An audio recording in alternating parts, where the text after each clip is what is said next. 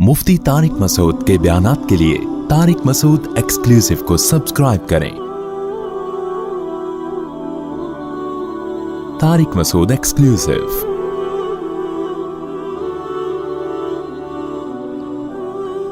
अम अबरमु अमरन फ़इन्ना मुबरिमून। अब नबी सल्लल्लाहु अलैहि वसल्लम को तसल्ली है कि ये लोग कह रहे हैं मुशरिकीन मक्का कि हम इस्लाम के ख़िलाफ़ बहुत मजबूत साजिशें कर रहे हैं और ये सरगोशियाँ भी करते हैं चुपके चुपके। तो इनको बता दीजिए, ये आयत सुना दीजिए इनको। अम अबरमु अमरन, क्या इन मुशरिकीन ने कोई बहुत मजबूत काम कर लिया है? इब्राम कहते हैं ना रस्सी का बटना, जब चारपाई में रस्सियों को मिला के ऐसे वैसे रस्सियाँ ऐसे पड़ी हुई होती हैं तो उनमें कोई ताकत क़ुव्वत नहीं होती। जब उनको ऐसे आपस में बटा जाता है तो बहुत मजबूत हो जाती हैं और उसमें यानी एक जाल बन जाता है बहुत मजबूत किस्म का। तो इस्लाम के ख़िलाफ़ भी एक बहुत ही प्लानिंग के साथ ये लोग साजिशें कर रहे हैं। तो ये समझते थे कि हमारी इतनी ताकतवर साजिशें हैं कि इस्लाम पनप नहीं पाएगा, सैयदुल अंबिया मोहम्मद सल्लल्लाहु अलैहि वसल्लम तरक्की नहीं कर पाएंगे। इसलिए अल्लाह ने तसल्ली दी, अम अबरमु अमरन, क्या ये किसी मामले को बहुत ही मजबूत प्लानिंग कर रहे हैं? फ़इन्ना मुबरिमून, तो हम भी कर रहे हैं। तो यानी इनका मुकाबला नबी से नहीं है, इनका मुकाबला अल्लाह से है। तो अल्लाह से कौन मुकाबला कर सकता है? अम यहसबून अन्ना ला नस्मउ सिर्रहुम व नजवाहुम, क्या ये लोग ये समझते हैं कि हम इनकी पोशीदा बातों को और सरगोशियों को सुनते नहीं हैं? क्योंकि ये अक्सर प्लानिंग सरगोशियों में बैठ के किया, यानी खुफिया तरीके से किया करते थे और सरगोशियाँ करते थे। तो अल्लाह कहते हैं हमें तो ये हम तो इल्म में इतने कामिल हैं कि इनकी सरगोशियाँ भी सुन रहे हैं।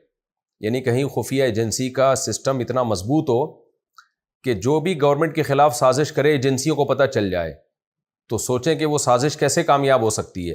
तो अल्लाह भी यहाँ यही बता रहे हैं कि ये जब खुफिया तरीके से साजिशें कर रहे होते हैं तो हम सुन रहे होते हैं, लेकिन ये साजिशें ऐसे करते हैं जैसे इनका ख्याल हो कि अल्लाह सुन नहीं रहा है।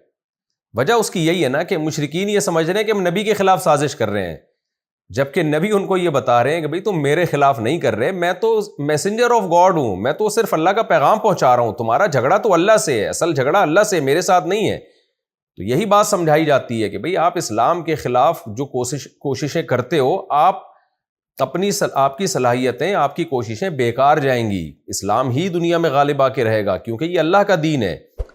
आज भी गैर मुस्लिम यही करते हैं ना, मुसलमानों का मजाक उड़ाते हैं, फिर मुसलमानों को बुरा भला कहते हैं, मकसद उनका इस्लाम को बुरा भला कहना होता है। तो भाई मुसलमान का रिश्ता तो इस्लाम से ये है कि वो इस्लाम को फॉलो करता है। अब करे ना करे, इससे ये थोड़ी साबित होता है कि इस्लाम गलत है।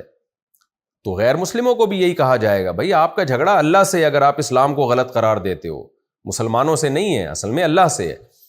तो अल्लाह फरमाते हैं, अम यहसबून अन्ना ला नस्मउ सिर्रहुम व नजवाहुम, क्या ये लोग ये समझते हैं कि हम इनके पोशीदा बातों और सरगोशियों को सुनते नहीं हैं? बला, क्यों नहीं, हम सुनते हैं। व रुसुलुना लदैहिम यक्तुबून, बल्कि रिकॉर्ड भी करते हैं, सिर्फ सुनते नहीं हैं। क्यों? हमारे जो फरिश्ते हैं वो इनके सामने बैठ के लिख रहे होते हैं, इनको नज़र नहीं आते वो फरिश्ते, तो वो तो सामने बैठ के इनकी एक एक चीज़ को महफूज कर रहे होते हैं। कुल इन कान लिर्रहमानि वलदुन फ़अना अव्वलुल आबिदीन। फिर अल्लाह ने ईसाइयों की तरफ खिताब किया, क्योंकि पिछले रुकू में हज़रत ईसा की बात चल रही थी ना। यानी कुरान एक ही वक्त में डरा के भी समझाता है, जन्नत की लालच से भी समझाता है, दलाइल से भी समझाता है। मकसद एक ही है कुरान का कि शिर्क छोड़ के अकीदा तौहीद पर आ जाओ और अपने आप को अल्लाह के सुपुर्द कर दो। तो अब बताया जा रहा है कि ए नबी आप इनसे कह दीजिए, इन कान लिर्रहमानि वलद, फ़र्ज़ करो अगर रहमान की कोई औलाद होती, फ़अना अव्वलुल आबिदीन, तो मैं सबसे पहले उसकी इबादत करता। वही बात है, यहाँ इबादत से मुराद क्या है? मैं उसको हाजात में पुकारता। क्योंकि याद रखें, ईसाई ये दावा नहीं करते हम ईसा की इबादत करते हैं, बल्कि ईसाई हज़रत ईसा से मुश्किल कुशा समझ के हज़रत ईसा को उनसे हाजात में मदद मांगते हैं। यही इबादत है। आज के मुशरिक भी यही करते हैं, वो कहते हैं हम नबी से मदद मांगते हैं, गौसे आज़म से मदद मांगते हैं, हम इबादत कहाँ कर रहे हैं? भाई कुरान जिस इबादत का तज़किरा कर रहा है वो इबादत मदद मांगना ही तो है। हिंदू जब मंदिर में जाता है तो भगवानों से मदद तो मांगता है, इसी को तो अल्लाह इबादत कहते हैं। तो आपने तो इबादत का मफहूम ही सारा चेंज कर दिया। तो इसलिए अल्लाह ने फरमाया कि ए नबी इनसे कह दीजिए, अगर रहमान की कोई औलाद होती, फ़अना अव्वलुल आबिदीन, तो सबसे ज़्यादा मैं उसकी इबादत करता। क्या मतलब? मैं उससे दुआएं मांगता, मैं उससे मदद मांगता। ज़ाहिर है रहमान की औलाद हो नहीं सकती, नामुमकिन है। क्यों नामुमकिन है? سبحان رب السماوات والارض، اس لیے کہ جو رب آسمانوں اور زمینوں کا ہے، رب العرش اور عرش کا رب ہے، سبحانہ وہ پاک ہے، عما ان چیزوں سے، یصفون جو وہ بیان کر رہے ہیں یہ لوگ. یہ کیا بیان کر رہے ہیں کہ اللہ کی اولاد ہے. اللہ اس عیب سے پاک ہے. انسانوں کے لیے اولاد نہ ہونا عیب ہے، لیکن اللہ کے لیے اولاد ہونا عیب ہے، کیونکہ اللہ کے مثل کوئی چیز نہیں ہے. فَذَرْهُمْ يَخُوضُوا، پس اے نبی اتنے دلائل کے بعد آپ ان کو اپنے حال پہ چھوڑ دیں. کیا مطلب؟ چھوڑنے کا مطلب یہ نہیں کہ تبلیغ چھوڑ دیں، ان کی باتوں سے آپ ٹینشن نہ لیں، آپ ان کی باتوں سے پریشان نہ ہو کہ یہ ایمان لاتے ہیں یا نہیں لاتے، اس بحث کو چھوڑ دیں آپ. فَذَرْهُمْ، ان کو اپنے حال پہ چھوڑ دیں. یخوضوا، یہ گھسے رہیں. خاضہ یخوضو کا معنی ہوتا ہے گھس جانا کسی بھی چیز میں. یہ اپنے کاموں میں گھسے رہیں. وَيَلْعَبُوا، اور کھیل کود میں مشغول رہیں، یعنی لہو و لعب میں لگے رہیں، اور اسلام کی دعوت کو یہ سیریس نہ لیں، تو ان کو چھوڑ دیں اس حال میں. حَتَّى يُلَاقُوا، یہاں تک کہ ان کی ملاقات ہو جائے، یومہم الذی، ان کے اس دن سے، یوعدون، جس کا ان سے وعدہ کیا جا رہا ہے. ان کا دن کا مطلب کیا ہے کہ ان کا وہ دن جن کا ان سے وعدہ کیا گیا ہے. تو اس دن کی نسبت اللہ نے ان کی طرف کی ہے، کیونکہ اس دن سے ان کی ملاقات ہونی ہی والی. اپنی چیز سے انسان مل جاتا ہے، تو یہ گویا ان کا دن ہے، ان سے مل کے رہے گا، یہ ان سے ملاقات ہو کے رہے گی. وَهُوَ الَّذِي فِي السَّمَاءِ إِلَٰهٌ، وہی اللہ ہے جو آسمانوں میں بھی معبود ہے. وَفِي الْأَرْضِ إِلَٰهٌ، اور زمین میں بھی وہی معبود. اگر آسمان میں کسی کی عبادت ہوگی تو بھی ایک اللہ کی، زمین میں ہوگی تو بھی ایک اللہ کی. وما بینہما، اور آسمان زمین کے درمیان جو کچھ ہے، سب میں الہ، اکیلا ایک اللہ ہی، یعنی پوری کائنات میں اللہ کے سوا کوئی معبود نہیں ہے. وعندہ علم الساعہ، اور اسی کے پاس قیامت کا علم ہے. وإلیہ ترجعون، اور اسی کی طرف تم لوٹائے جاؤ گے. ولا یملک الذین یدعون من دونہ الشفاعہ، اور مشرکین جو یہ کہتے ہیں کہ ہم عبادت اس لیے کرتے ہیں کہ یہ قیامت کے دن ہماری شفاعت کریں گے، تو اللہ نے کہا، اللہ نے کیا فرمایا کہ جو اللہ کے سوا پکارتے ہیں جن معبودوں کو، یہ معبود شفاعت کے مالک بھی نہیں ہیں. الا من شہد بالحق، ہاں وہ شخص شفاعت کا مالک ہے جو حق کی شہادت دے، یعنی کلمہ توحید. یہاں حق سے مراد ہے کلمہ توحید. جو توحید پرست ہوگا وہی شفاعت کر سکتا ہے قیامت کے دن. وہم یعلمون، اور وہ جانتا بھی ہو، یعنی کلمہ توحید کی حقیقت بھی جانتا ہو، اس حق کی حقیقت بھی جانتا ہو، منافق نہ ہو، تو وہ شفاعت کر سکتا ہے. کس کی کر سکتا ہے وہ یہاں نہیں ہے. اس آیت میں اللہ نے یہ بتا دیا کہ سفارش کون کر سکتا ہے، تمہارے معبود نہیں کر سکتے. جو توحید پرست ہیں وہ کر سکتے ہیں، یعنی عیسیٰ ابن مریم کر سکتے ہیں شفاعت، پیغمبر کر سکتے ہیں، علماء کر سکتے ہیں، شہداء کر سکتے ہیں. یہاں صرف یہ بتایا ہے کس کی کر سکتے ہیں، وہ دوسرے مقام پہ بتایا کہ جو صرف توحید پرست ہیں ان کی کر سکتے ہیں. تو مشرکین، اور شفاعت قہری بھی نہیں ہوگی. قہری کا مطلب، مشرکین کے نا دو جرم تھے شفاعت کے بارے میں، دو غلط نظریے تھے. ایک یہ کہ ہمارے معبود شفاعت کر سکتے ہیں، اور مشرکین کی بھی کر سکتے ہیں، ایک جرم تو یہ تھا.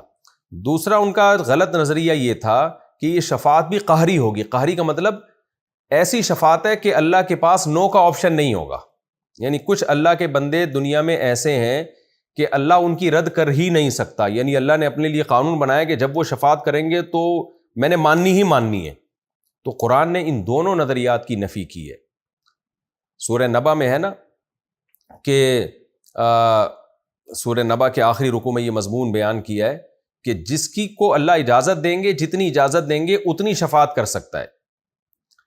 تو شفاعت قہری کی بھی نفی ہے، کوئی زور زبردستی نہیں ہوگا، یعنی شفاعت تو کریں گے علماء صلحاء، لیکن اللہ کی مرضی ہوگی کہ وہ شفاعت قبول کرے یا قبول نہ کرے، اور کرے تو کتنی قبول کرے، یہ اللہ کی مرضی پہ ہوگا. اور دوسرا، مشرکین کا جو ایک نظریہ تھا کہ مشرک کی بھی شفاعت ہوگی اور مشرک بھی شفاعت کر سکتا ہے، تو اللہ نے اس کی بھی نفی کر دی. مشرک نہ شفاعت کر سکتا ہے، اور نہ ہی مشرک کے حق میں کسی کو شفاعت کی اجازت دی جائے گی.